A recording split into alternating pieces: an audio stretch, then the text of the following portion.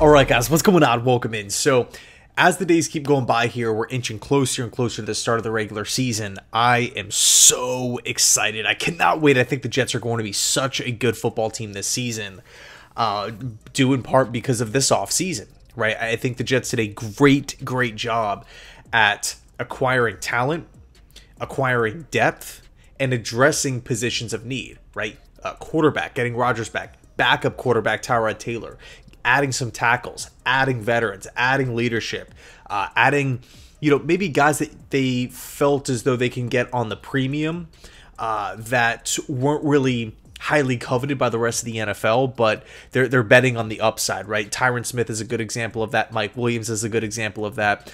And, I mean, you stack that on you stack this fantastic offseason on top of a season last year where the Jets, ultimately was disappointing, but we did win 7 games, and there's still a ton of bright spots, right? The defense as a whole, a bunch of core pieces, Breece Hall, and I mean, the list goes on here. Gardner, Carter, Quinnen, Quincy, like we are in a really good position. And, the Vegas odds recently shifted in favor of the New York Jets actually winning the division, which is pretty crazy. But there is this comment that I've been seeing over the last couple of weeks regarding Jets fans' feelings about 2024, and really nothing to do with the positives over this offseason. And it's really the question of, do we have any doubts?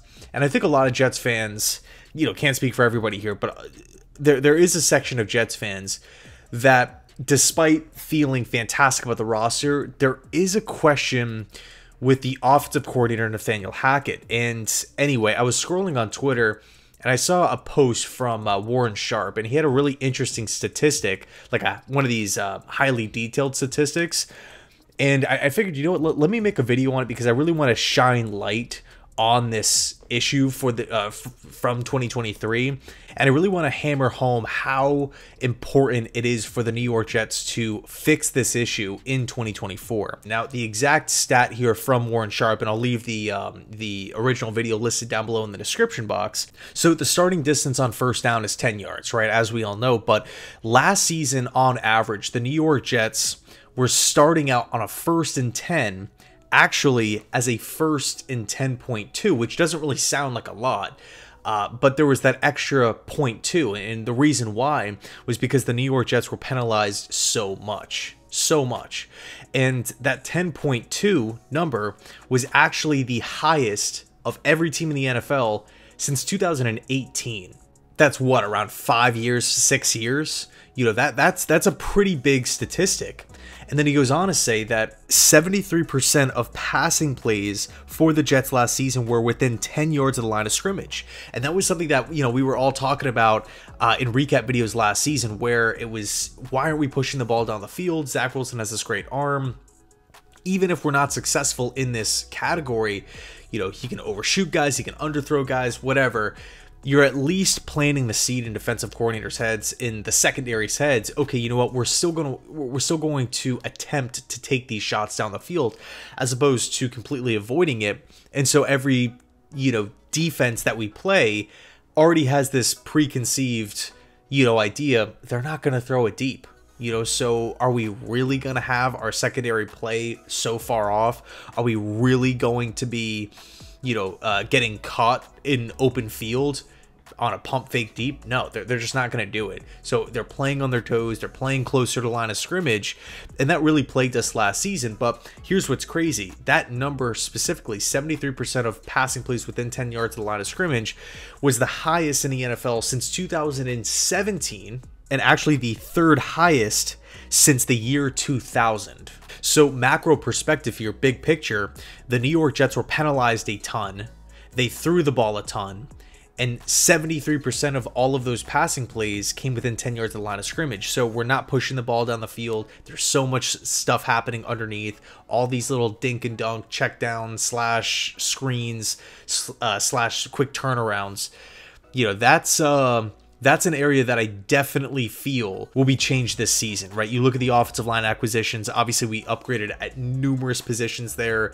I would hope that John Simpson comes in and performs better than a Laken Tomlinson, and I feel really confident in both Tyron Smith and Morgan Moses, and obviously AVT coming back, another year of experience for, really Joe Tippmann having his first season in the NFL in his back pocket. So feeling great there. We also added the depth on the O-line, so in the event that something happens to a Tyron Smith or whoever, Olu can step in and fill that void. Obviously, Aaron Rodgers coming back, you're not going to have one of the best quarterbacks in football drop back and hardly push the ball down the field. I just don't see that happening.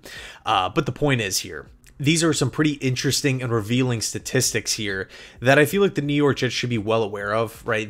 Saleh should be, have 100% clarity on the fact that the Jets were penalized a ton last season, and that needs to change. And we talked about it too in the preview video.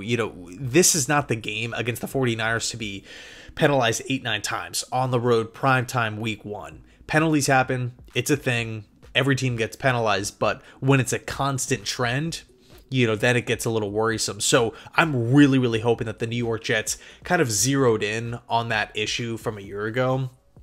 And we have actually seen some pretty cool habits from this Jets coaching staff being implemented this training camp, whether it be and these changes range from all over the place, right? We have more reps overall. We have a healthier squad coming out of training camp.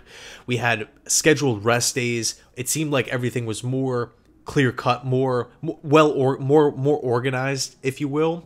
We also had a higher sense of discipline for the guys committing penalties in training camp, in joint practices.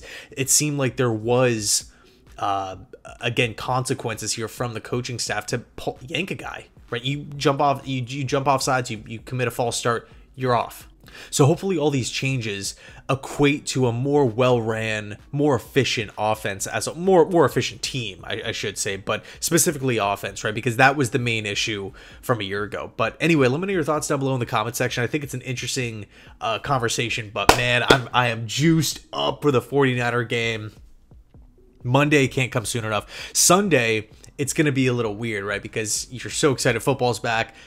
You're watching all these different teams, you're watching the AFC East rivals and whatnot, but then on the other hand, you're like, man, the Jets, they're not playing. We have to wait a whole extra day. But man, it's here. I'm expecting a big season. This is the most confident I've felt about a Jets season in I don't know how long. Probably since 2011. I know 2015 was a pretty fantastic season, the 10-win season with Fitz and, him setting the quarterback records, but I didn't really foresee that happening going into the year. But this season feels so much different. Anyway, let me know your thoughts down below. Thanks so much, and as always, go Jets.